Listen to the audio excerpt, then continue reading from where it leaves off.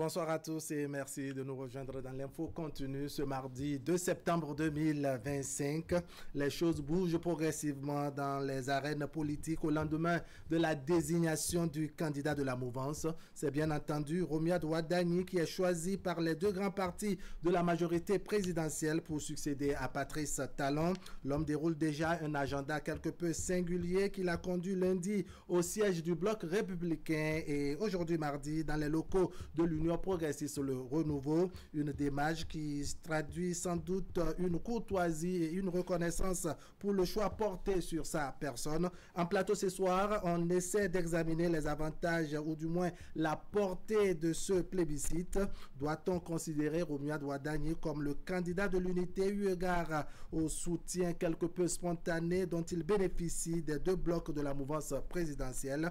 On verra également les éléments qui probablement ont milité en faveur de ce dernier pour qu'il soit adoubé de part et d'autre. Pour aborder ces différents aspects, nous sommes ce soir avec Goldline à Gbedinoku. Goldline, bonsoir. Bonsoir, monsieur le journaliste. Bienvenue sur le plateau de l'Info Continue. Vous êtes la directrice exécutive de l'ONG Jeunesse, Paix et Environnement pour un développement durable. Vraiment, merci pour votre disponibilité. Merci. En face de vous, un leader politique, Jacques Adamado. Bonsoir. Bonsoir, Wahab. Bienvenue sur le plateau de l'Info Continue. On peut dire que ça fait un bail sur nos antennes par ici. Alors, comment vous avez accueilli, je dirais, cette information liée à la désignation de Romuald Wadani comme candidat, dois-je dire, de la mouvance?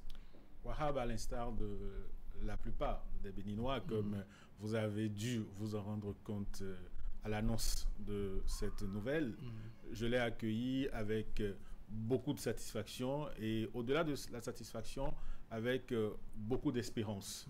De l'espérance, mais une espérance assortie également d'assurance. D'accord. Allez, on va évoluer dans le débat tout à l'heure. Madame Goldline à Gbedinoku, vous, à votre niveau, comment vous avez perçu, sinon vous avez reçu cette information aux premières heures où c'est tombé? J'ai presque envie d'emprunter les mots du président de la République, son Excellence Patrice Talon, qui disait « Vive la jeunesse ». D'accord. C'est le sentiment que j'ai. D'accord. Et que vive la jeunesse, véritablement. D'accord. Alors, il y a que, Romuald Wadani a été porté par les deux blocs de la mouvance présidentielle. Je parlais de son agenda. Hier lundi, sur nos antennes, on a diffusé son passage au niveau du bloc républicain. Cet après-midi, pour ne pas dire dans l'édition de ce soir, on a eu le compte rendu également de son passage au niveau de l'Union progressiste, le renouveau. Comment vous interprétez, je dirais, cette démarche de façon ramassée? Cette démarche, elle est l'expression même de ce qui nous caractérise en tant qu'Africains en général, mais en tant que Béninois en particulier. C'est la délicatesse, c'est la reconnaissance. C'est une démarche de reconnaissance à l'endroit donc de ces personnes-là qui sont apparues comme les hirondelles qui ont annoncé ce que nous pouvons considérer comme un printemps au regard de la ferveur que cela a suscité au sein de l'opinion nationale. Donc il était normal que Romuald Wadani puisse, à l'endroit des différents états-majors et à travers eux, à l'endroit des militants de cette deux formations politiques, avoir cette démarche de reconnaissance, mais également cette démarche de mise à disposition. D'accord, il se met à la disposition donc de ça, surtout ainsi, il faut interpréter les choses ainsi. Et vous, comment vous commentez, pour ne pas dire comment vous analysez cette candidature de Romuald Wadani? Alors, cette candidature de Romuald Wadani est pour moi comme une réponse à une préoccupation qui devenait de plus en plus insistante, celle de la responsabilisation de la jeunesse. Et sa candidature s'inscrit dans un contexte, j'ai envie de dire, un peu particulier, où la place, le rôle et la responsabilité de la jeunesse dans l'espace public est de plus en plus questionnée. Et donc, cette entrée en lice du ministre Romuald Wadani, moi, en tant qu'acteur actrice, si vous voulez, de la société civile, enfin, je pense que cette entrée en lice mérite d'être regardée de très près. Et si l'on passe à la loupe cette candidature de Romuald Wadani, on se rend très vite à l'évidence que c'est une candidature de jeunesse et ça rencontre l'assentiment de la jeunesse béninoise. Ce qu'on a pu voir sur les réseaux sociaux, c'était l'euphorie au soir de l'annonce de sa candidature. Et l'analyse profonde que j'en fais est que c'est une réponse à une préoccupation qui devenait de plus en plus insistante, et je dirais encore une fois que vive la jeunesse béninoise. D'accord, on va revenir sur, je dois dire, un peu le profil de l'homme, ses atouts et autres, mais est-ce que vous voyez vraiment un couronnement pour la jeunesse, un peu comme le dit Godline Abidinokou? Wahab, je plussois entièrement les propos de Godline Abidinokou pour dire que, et c'est l'occasion de rendre hommage au chef de l'État qui n'a eu de cesse de dire que dans le cadre des réformes qui ont été menées jusque-là sur divers plans, c'était une façon de garantir la responsabilisation des générations à venir. Et c'était également pour préparer la transition générationnelle de manière à ce que le cadre qui est désormais mis en place permettra la pleine expression du potentiel des jeunes. Et aujourd'hui, Romuald Wadagni apparaît comme ce porte-étendard de cette génération-là qui répondra aux attentes de nos différentes populations et qui, au-delà, seront ces fruits-là qui tiendront les promesses des fleurs. D'accord. Alors, on se pose la question, on a suffisamment de jeunes sans doute pour jouer ce rôle, pour incarner ou représenter la jeunesse, comme vous le développez tout à l'heure. En quoi, je dirais, la candidature de Romuald Wadagni paraît particulière ou bien un plus par rapport au reste des jeunes sur lesquels on pouvait, par exemple, porter, doit dire, le choix? Je dirais qu'on ne va pas entrer dans une certaine comparaison du profil du ministre Romuald Wadagni par rapport à d'autres acteurs politiques plus jeunes ou moins jeunes que le ministre ou du même âge. Tout simplement, cette candidature est acceptée par la jeunesse béninoise parce que je pense que nous avons assez été incisif sur la question. Quand est-ce qu'on nous donne la place? Quand est-ce qu'on nous fait de la place? Quand est-ce qu'on nous tend la main? C'est revenu plus d'une fois. C'est une rengaine à laquelle on est habitué. Et donc aujourd'hui, voir un présidentiable de sa carrure, de sa trempe, aujourd'hui être porté par la mouvance présidentielle, pour nous, c'est une acceptation totale. Donc, je n'entrerai pas dans une certaine comparaison. Je dirais tout simplement que c'est le candidat de la jeunesse, c'est le candidat de l'unité tel qu'il s'illustre et les démarches dont parlait Jacques tout à l'heure envers le Bloc républicain et l'Union progressiste expliquent totalement cette posture dans laquelle il se trouve. D'accord, ça m'amène à me orienter vers, je dirais, vous, Jacques. Qu'est-ce qui fait de Romuald Wadagni le candidat de l'unité, de votre analyse, vous? Wahab, il ne vous a certainement pas échappé qu'à l'occasion de la commémoration dernièrement du 35e anniversaire de la conférence des forces vives de la nation, nous avons été unanimes, peuple béninois, sur le fait qu'il s'agissait d'un carrefour, qu'il s'agissait d'un rendez-vous avec l'histoire où nous devrions prendre un nouvel élan. Et lorsque nous questionnons l'histoire, à l'époque, en 90, les mêmes questions, même si c'était dans des contextes un peu différents, s'étaient posées et il a fallu que les acteurs politiques se réunissent pour retenir le profil qui répondait le mieux aux aspirations de ce moment. Et aujourd'hui, nous sommes un peu dans un même contexte avec des particularités qui ne sont pas forcément similaires, mais qui ne manquent pas d'être identiques par endroit. Vous voyez un peu un rapprochement. Un rapprochement. Il y avait une forte demande, et il y a toujours une forte demande du peuple béninois quant à la préservation et à la consolidation des acquis que nous avons capitalisés au cours de ces dernières années. Il y avait un besoin exprimé de nos populations de faire un sort définitif au cycle de perpétuel recommencement dans lequel nous nous inscrivions à chaque occasion de renouvellement de l'offre politique. Il y avait une demande, et Godline l'a rappelé tout à l'heure, de la population, de garantir cette transition générationnelle et de ne pas en faire un conflit de génération. Il y avait cette demande de restauration de l'élégance de la fonction politique. Il y avait cette demande-là qui venait et qui émanait de nos peuples et de nos différentes populations, de voir les acteurs politiques pouvoir s'unir autour d'une candidature, pouvoir s'unir autour d'un projet. Et je pense qu'aujourd'hui, la candidature de Romuald Wadayi est la réponse à toutes ces aspirations et donc le reflet de l'écoute qu'ont eu les différents acteurs politiques, en l'occurrence ces deux principales formations politiques, à l'égard des attentes de nos populations. Vous interprétez, je dirais, le choix presque unanime du bloc républicain et du bloc de l'Union progressiste, hein, ce choix porté sur Romuald Wadayi, que cela fait de lui, doit dire, le candidat de l'unité, c'est ça?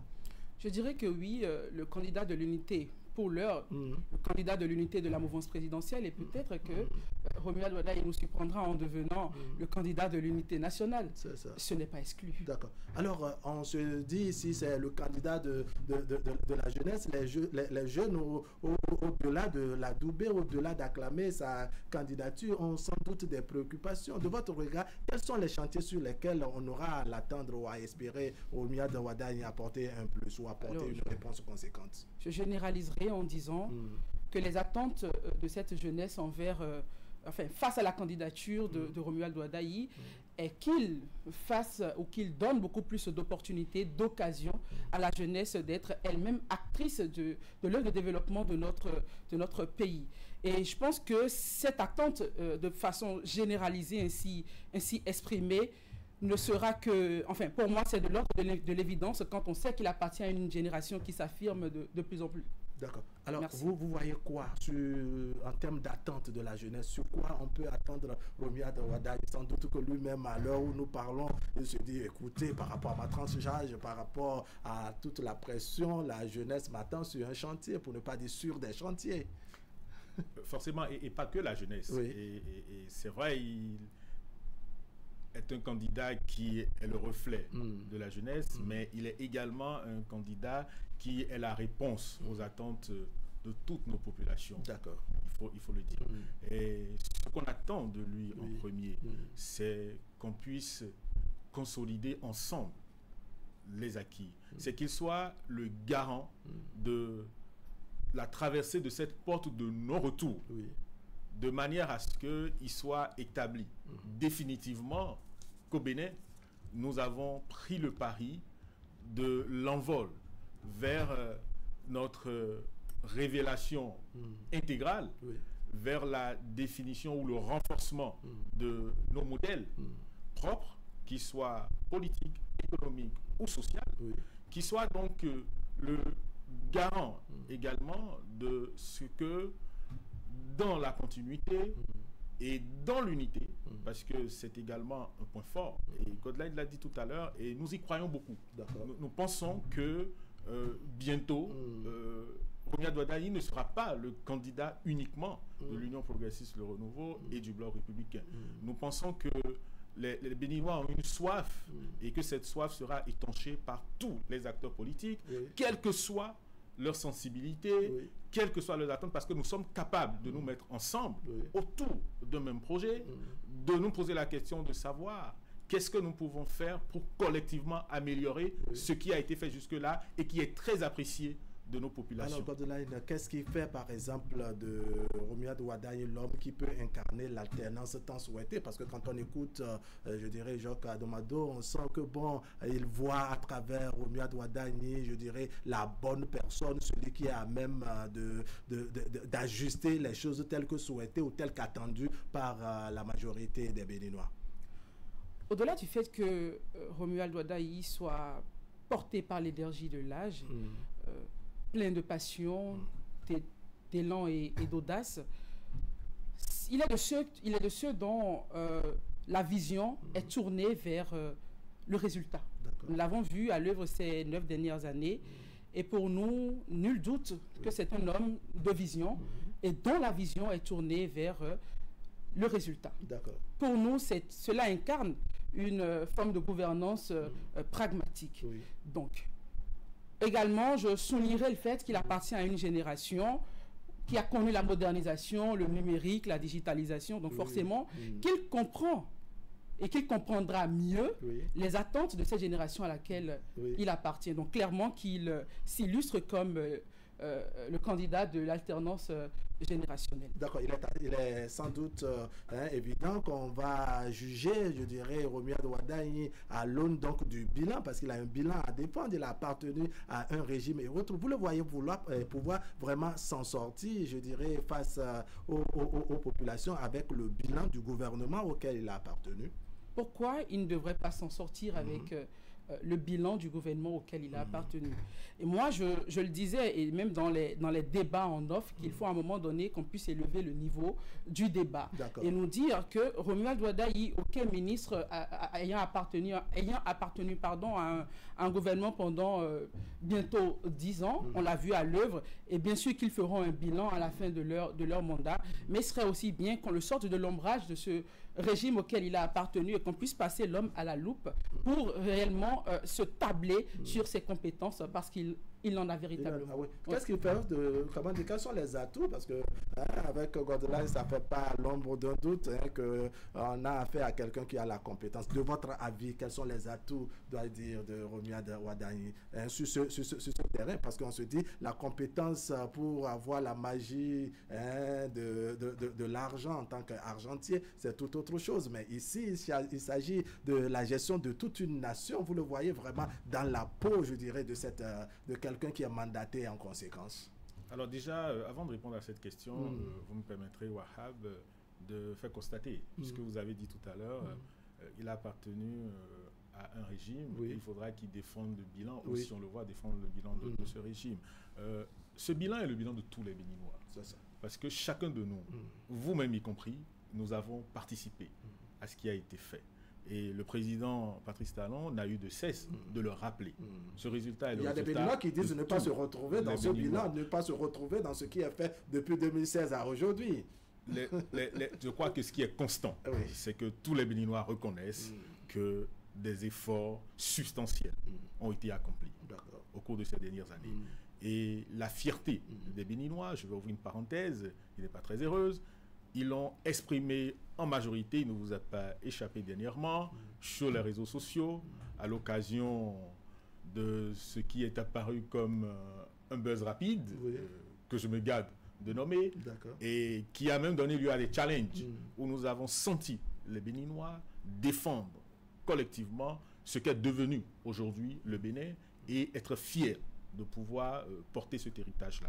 Donc, c'est le bilan de tous les Béninois. Et c'est un bilan que les Béninois défendent d'eux-mêmes. C'est un bilan qui n'a pas besoin d'être défendu. Ça, c'est sur ce qui est du bilan. Maintenant, pour ce qui est de ses atouts lui-même, en tant que Romuald Wardani. En tant que Romuald Wardani, vous savez, lorsque vous êtes appelé à diriger un pays, il vous faut une première qualité. C'est celle de pouvoir écouter vos populations. C'est celle de pouvoir être attentif à l'égard de vos mandants. Et vous savez que lorsque vous avez été ministre de l'économie et des finances pendant 10 ans, vous avez participé à au moins 9 débats parlementaires sur l'élaboration du budget national. Et à cette occasion, vous avez été en permanence en échange avec les élus du peuple qui remontent aux populations. Vous ne pouvez pas appartenir à un gouvernement d'une manière ou d'une autre, sans prendre en compte les différents paramètres qui participent à l'administration de la cité. Et lorsque vous êtes parvenu, de ce point de vue-là, à apporter des réponses, dans un contexte où nous avons traversé différentes crises, dont pour certaines étaient carrément inédites, mais qu'on a pu démontrer notre résilience, que cela n'a pas émoussé notre ardeur, c'est que quelque part, on a des qualités qui vont au-delà de la simple technicité, premièrement. Deuxièmement, lorsque vous avez observé la personne sur les dernières années, un individu est un tout. Et à ces niveaux de responsabilité, vous prenez en compte constamment les attentes de divers ordres de toutes les populations.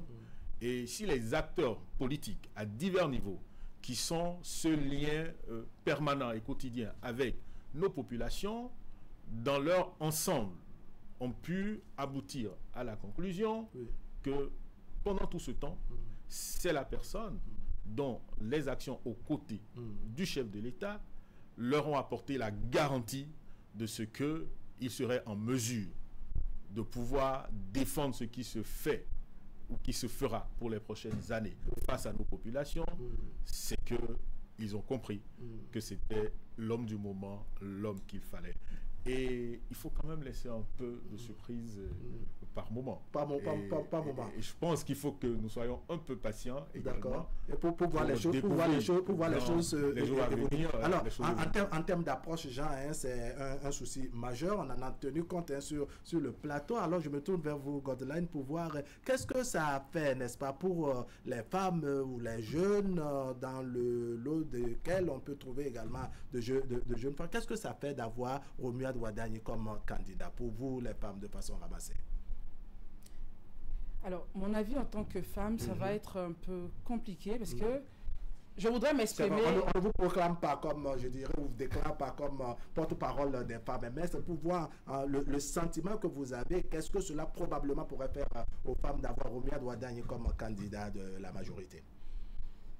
Je pense que c'est le sentiment de tous, enfin, quand je dis de tous les Béninois, de tous les jeunes, que ce soit jeune homme, jeune femme, le sentiment, il est le même.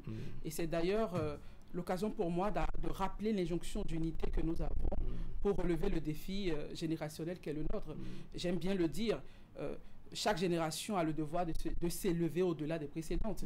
Et cette injonction d'unité et de... comment je vais dire, de relever les défis qui sont les nôtres, nous ne devons pas perdre cette injonction de vue, et c'est d'ailleurs assez important. Et pour revenir à ce que, quel est le ressentiment des femmes, quel est le sentiment des femmes, permettez-moi de dire, en tant que jeune, en tant que Béninoise, en tant que citoyenne, ce choix rencontre parfaitement mon assentiment. D'accord. Alors, on va évoluer dans le débat, même s'il ne nous reste pas assez de temps, et je me tourne vers vous, Jacques Adamado. Il y a un aspect non négligeable, c'est comment on tisse la nouvelle corde, qui est celle, dois-je dire, de Romuald Wadagni, n'est-ce pas, au bout de l'ancienne, désormais, n'est-ce pas, qui sera celle de Patrice Talon, pour qu'on ne puisse pas toujours voir un Patrice Talon derrière Romuald Wadagni. Comment cela va se faire de votre façon de voir les choses? Vous savez, parfois, il faut faire évoluer les proverbes, il faut faire évoluer les adages. Autant on a connu, il faut tisser la nouvelle corde au bout de l'ancienne. Aujourd'hui, il faut tisser la nouvelle corde au bout d'une corde solide. D'accord. Et 2026, nous l'avons dit, 2026, il est l'occasion du renouvellement de l'offre politique sur fond de consolidation. Et les philosophes le disent si bien, et ce n'est pas péjoratif, l'aspiration des enfants et également de leurs parents, c'est que les premiers tuent les deuxièmes. Et les parents sont toujours fiers lorsque leurs enfants font mieux qu'eux. C'est ce qui est même l'ADN de notre culture africaine. On ne peut en aucune façon bâtir l'avenir en oubliant le passé. Autrement, on bâtit sur un château de sable. Les défis qui vont s'imposer à la gouvernance qui sera en place à partir de 2026 sont des défis qui vont être ceux de ce moment-là. Et les réponses qui seront apportées par les gouvernants de ce moment-là. Donc, la question ne sera pas, à cette occasion, une question de comparaison. Il s'agira plutôt d'apprécier de quelle façon les gouvernants du prochain quinquennat et de ceux à venir apporteront des réponses aux attentes concrètes, urgentes, mais également structurelles de nos populations et in fine de notre État. D'accord. Alors, est-ce que vous voyez le challenge vraiment complexe pour Romuald Wadagni sur le terrain? Complexe? Oui. Alors, une élection n'est jamais quelque chose à prendre à la légère. C'est toujours un challenge, c'est toujours des tractations. C'est un tout. Je le dis parce que j'ai moi-même fait l'expérience d'une élection, même si ce n'est pas au haut niveau du sommet, mais à l'échelle... Les étudiants n'ont pas oublié. À l'échelle estudiantine, j'ai quand même brigué, si vous me le permettez, la magistrature suprême de la Fédération nationale des étudiants du Bénin. Donc, je sais ce que c'est une élection et il n'y a rien à prendre à la légère. Absolument rien. Aucun détail à prendre à la légère. Vous voyez le challenge comment? Parce que très bientôt, l'opposition va également désigner son candidat et autre, ce ne serait pas, on va dire, un jeu d'enfant sur le terrain, quoi qu'on dise. Vous savez, j'aime souvent à dire que dans les pays comme les nôtres, nous n'avons véritablement pas de raison de nous opposer. D'accord. Puisque nous avons tous un même dessein, celui d'améliorer le vivre ensemble.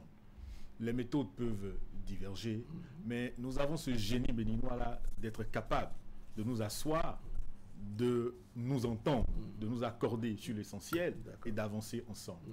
Qui vous dit que Romuald Dodayi ne sera pas le candidat également de nos amis qui prennent un peu de temps à nous rejoindre? C'est possible. Et les Béninois ont toujours répondu au rendez-vous de l'histoire lorsqu'il s'agit de marquer les esprits. Ça va faire sourire beaucoup de personnes parce qu'on se dit si finalement l'opposition doit rejoindre Romuald Dodayi, finalement comment se fera l'élection, qui sera son challenger à la fin pour qu'on ait tout de même une élection, Nous avons tous, tout Béninois confondu, un seul challenger. Un seul challenger. C'est celui des défis de mal-être qui continuent de miner certains secteurs de notre pays. Et le défi collectif que nous avons, c'est justement, et il faut le répéter souvent, améliorer notre vivre ensemble. Pour réaliser cela, pour faire face à ce défi, nous n'avons pas besoin forcément de regarder dans des directions opposées. Vous trouvez que regarder dans la même direction? Vous trouvez que l'Union progressiste sur le BR tienne la bonne personne pour régler, sinon pour relever ces défis dont vous parlez? Les Béninois tiennent la bonne personne. Je vous vois vouloir réagir, Godelaye. Non, je disais que la réponse à votre question, je l'avais donnée à l'entame de cet échange en disant que pour l'heure, il est peut-être le candidat de l'unité de la mouvance présidentielle, mais qui sait qu'il ne deviendrait pas le candidat de l'unité de tout ce pays. Et je disais tantôt que ce n'était pas exclu. Alors, la question qu'on se pose, et c'est ça, je dis que ça fera rire ou sourire certains, c'est quand tout le monde dit que bon, c'est Dodayi et que l'opposition doit rallier finalement Romuald Dodayi, comment se fera l'élection de 2026. Et là, ce serait votre mot de conclusion. Il disait tantôt que opposition, mouvance, enfin, nous sommes tous béninois. Et l'idéal aurait été qu'aujourd'hui, Dodayi, Romuald soit le candidat de tous les Béninois. D'accord. Vous voyez les choses, comment ce serait quoi votre mot de conclusion? Le mot de conclusion serait de nous rappeler l'image de la jarre dont nous devons tous, avec nos doigts, combler les trous de manière à lui restaurer sa fonction de contenance. C'est dire que c'est un appel à tous pour dire que nous sommes capables, une fois de plus, de nous associer autour d'un projet commun, celui du bien-être des Béninois. C'est le projet le plus important et c'est celui qui commande chacun de nous dans notre action publique. Et nous sommes capables de le réaliser autour d'une même personne, chacun en apportant sa pierre à l'édifice, et ce sera pour le bien de tous. Allez, on verra comment les choses vont se passer au fur et à mesure que l'actualité évolue. Le plateau de l'info continue, n'est-ce pas, se fera le plaisir, n'est-ce pas, de faire le débat autour de chaque thématique nécessaire durant cette période. Jacques Adomado, merci beaucoup pour votre disponibilité. C'est moi qui vous remercie. Vous êtes leader politique, Godelaye Agbidinoukou. Merci également pour votre disponibilité. Mesdames et messieurs, ce serait tout pour aujourd'hui. Merci de nous avoir suivis. L'information continue sur Canal 3 Bénin. On va se donner rendez-vous demain à 20h pour partager avec vous le reste de l'actualité. Tout à l'heure, vous avez la rediffusion de ce numéro. Ce serait autour de 23h et demain, autour de 10h30. Allez, portez-vous bien.